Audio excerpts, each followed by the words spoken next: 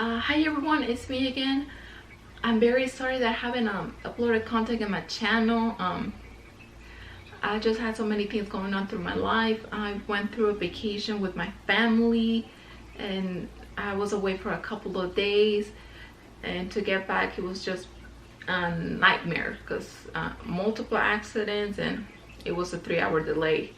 Also, I finally decided to buy myself a new computer to give you guys better content. It just arrived this week and it's just taking me a little bit of time to understand how it works, how to work the apps that they come with a computer. So just bear with me. I know I delayed the manga for both Black Clover and My Hero Academia. Also, I've been wanting to post a review for the chapter, well, for the first chapter for Chojin X. Honestly, I'm very excited to talk about that. Also, I know I haven't posted videos for My Hero Academia, the anime. I'm gonna do reaction videos now that my computer is right here. So haven't even watched any of the episodes to get my reaction as raw as possible. The next arc for My Hero Academia, My Villain Academia, is coming up soon, and I'm very excited to start watching it, review it with you guys. Honestly, it's one of the best arcs for My Hero Academia. You guys are not going to be disappointed, and I really hope they don't mess it up. But anyway, right now I'm gonna do a review for both of the chapters that came out for My Hero Academia, 314 and 315. I'm also gonna do a review for Black Clover, but that's gonna be for another video. Right now we're gonna be focusing for My Hero Academia. But anyway, let's begin. The chapter begins, as you know, on the last chapter. Deku barely managed to apprehend Lady Nagant.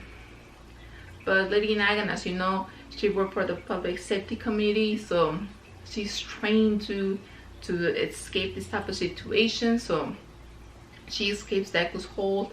Deku demands her, like, why are you siding with All For One, knowing that his quest is for world domination? Lady Nagant responds that those who follow blindly the justice in this hero society will never understand. And we get to see a little bit more of Lady Nagant in both of these chapters. And first things first, we see that you know, Deku used multiple quirks at the same time. We see that his parallel process, I think his process, I guess it's taking a toll on his body. I think even the third warned him that, dude, you need to be careful with just how many quirks you use, because it could take a toll on his body. And we see it right here. I mean, we see that Lady Nagant fires another bullet, and Deku barely managed to dodge this bullet, even though his body, I guess, is suffering the repercussions of using multiple quirks at once. And that bullet that Lady Nagant fired, she says that she's tired. I mean, I for some reason I imagine her voice in my mind, and I just visualize a voice that sounded like just tired, exhausted, disillusioned. And I think both of these chapters fully explain why Lady Nagant decided to stop being a hero. Lady Nagant is like she stated, she's tired. I mean, she's tired of like literally killing so many people to help her serve this hero society. She said that she killed a group of terrorists plotting an attack, a group of heroes, I think, are working with some villains, and it's just crazy. She said she killed these people without these guys even going to court. That's just goodness.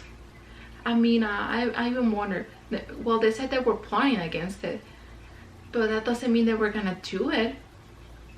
Sure, we're like, oh, they were plotting against it, they were gonna try it, but I guess this is the point that Lady Nagant tries to make it in this chapter. It's just sad, honestly. And we could see that just literally being used to get rid of like the dark side of of this hero society that was created, I guess it just took a toll on Lady Nagant. She just became disillusioned. For some reason I can't say the word. Yeah, she just became delusionated by all the work that she was being tasked. Okay, you have to kill these people, blah blah blah. And yeah, I mean, it's enough for anyone just to lose it. Just like, you know what, I just don't want to do this anymore. I mean, she even asked the chairman, like, is what she's doing like helping make the world a better place? Because I believe right there the chairman was gonna ask her to kill these two heroes and just make them disappear like if they never existed. And it's just sad. And we see this little image of like the kids, like, you know, being fans of Lady Nagant, and they ask like to, you know, shake her hand. But the moment she gives her hand to the kids, she literally just sees her hand all bloodied. Yeah, we just see that, dude, Lady Nagant doesn't even believe she's a good person anymore. I mean, she just has too much blood on her hands. Maybe from really bad people, probably innocent people who were just probably lost their way. Honestly, it's pretty sad. It makes me wonder about soldiers, especially veterans, wondering if the actions they did during the war, were they actually good or bad. It just reminds me of some stories I read in the internet. I don't really want to get into that, but honestly, it makes me think from the perspective of a soldier, a veteran. The actions you're doing, are they actually making society a better place? And during this flashback, we learned that Lady Nagant, I guess he was just in charge in keeping the hero society like something like nice, happy and everything. Well, she had to take care of the dark side, just shoot it down and pretend like it didn't exist. And I guess she just one day when you know, as I stated, the chairman was tasking her to do something about getting rid of two heroes, and Lady Nagant questioning why she has to do this. The chairman says that, you know what it means to resign. I guess the chairman was literally ready to kill her. I mean, are you kidding me? And Lady Nagant, she shoots him. And it's just sad, honestly. I guess it makes me think that probably there was even some people working in the Hero Commission deciding to rebel against it, and probably getting killed the moment they decide to rebel and just hide it from the Hero Society, or like, oh, this never happened.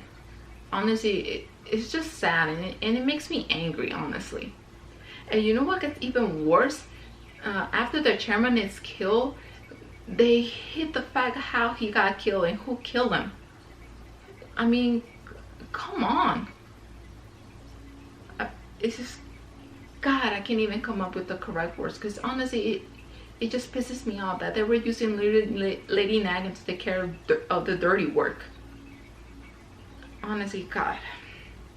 And Lady Nagant, of course, explains that a future that All for One promises is actually far better than the one that they had. Because, I mean, it was weak and fragile. And we saw it right here after the attack of the Paranormal Liberation Front.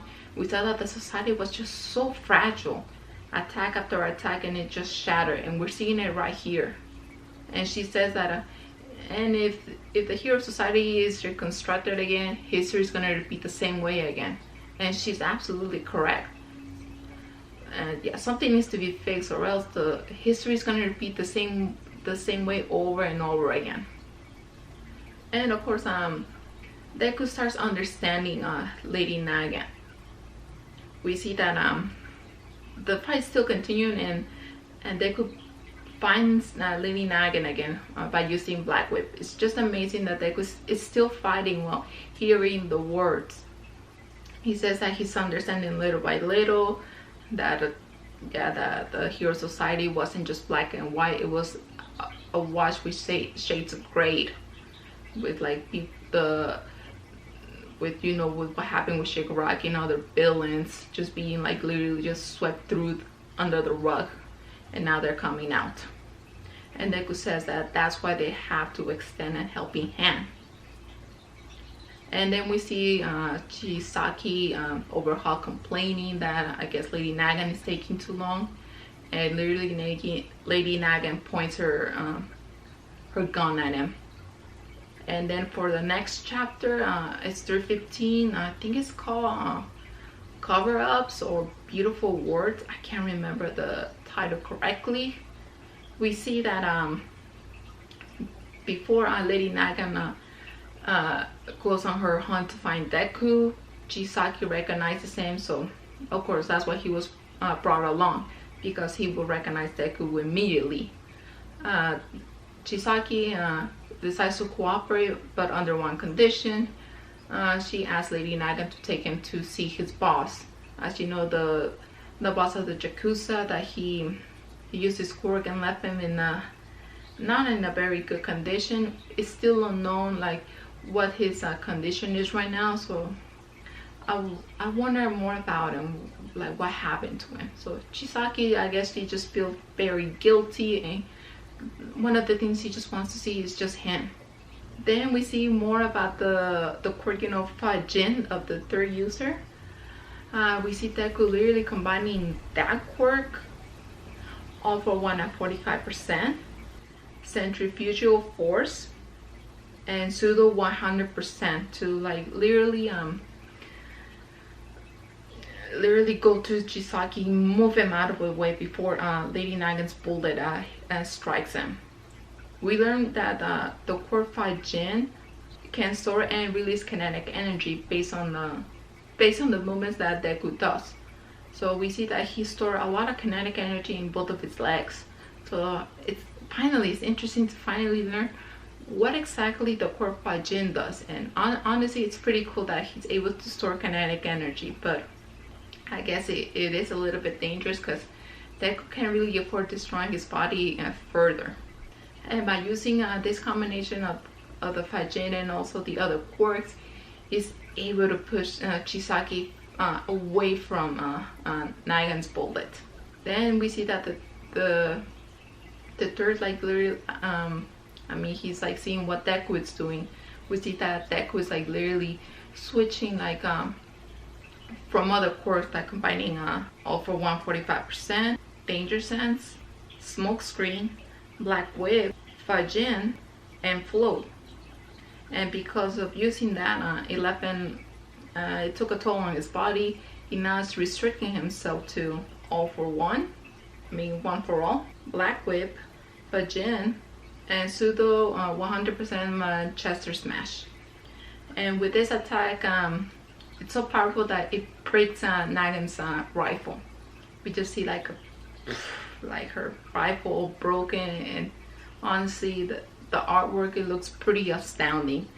Honestly, it made me ow. Honestly, my arm. And then as Lady Nagant is like falling, she cannot believe what Deku did. Like literally, once Lady Nagant aimed her weapon at Overhaul, she couldn't believe that Deku literally changed the trajectory of himself to step Chisaki like it was something normal. And then Lady Nagant wonders when words like, oh, you can make a world better place, like the words that the public safety committee told her, start becoming repetitive and just started making her sick. And as she continues to follow Deku, he tells Lady Nagant that she's not really like completely like with all for one, because if she wanted to like literally end everything right away, he would have straight up shot Deku right in the back and just ended right away. And also she missed the trajectory when she decided to shoot Chisaki. And deep down we still know that Lady Nagant is not truly a villain. She's just being used, and and she just doesn't, what would be the correct word?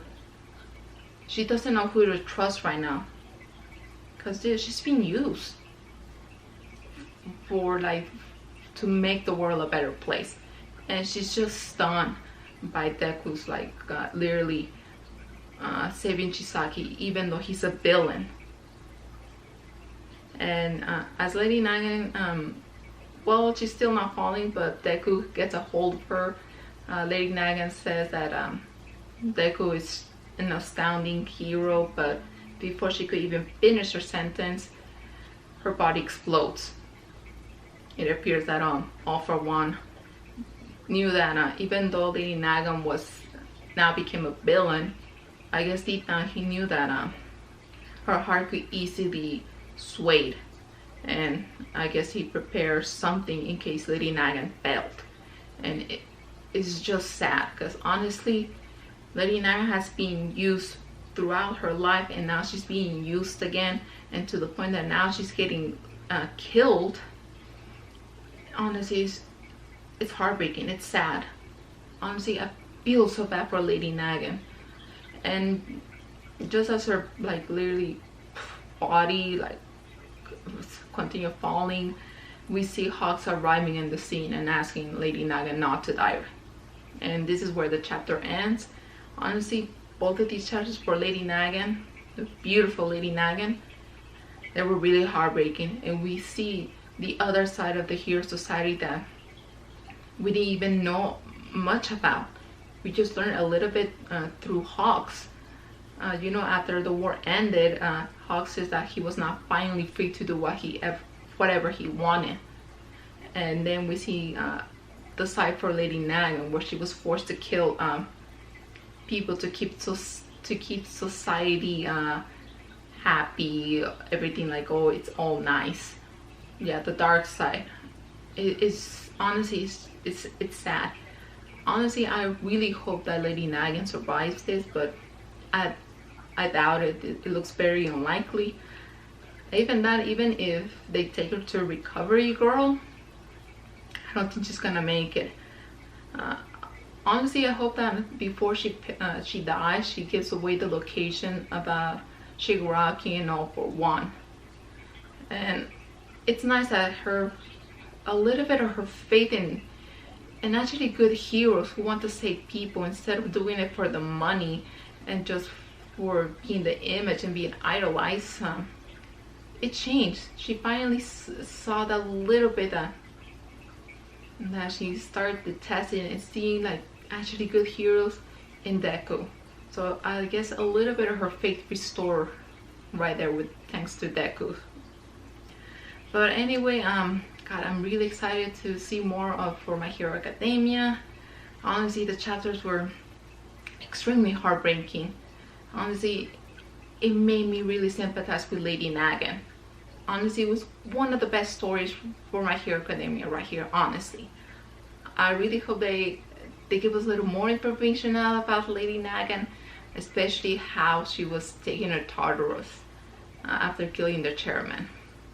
But anyway, I hope you enjoyed this video, and I hope to see you for the next one.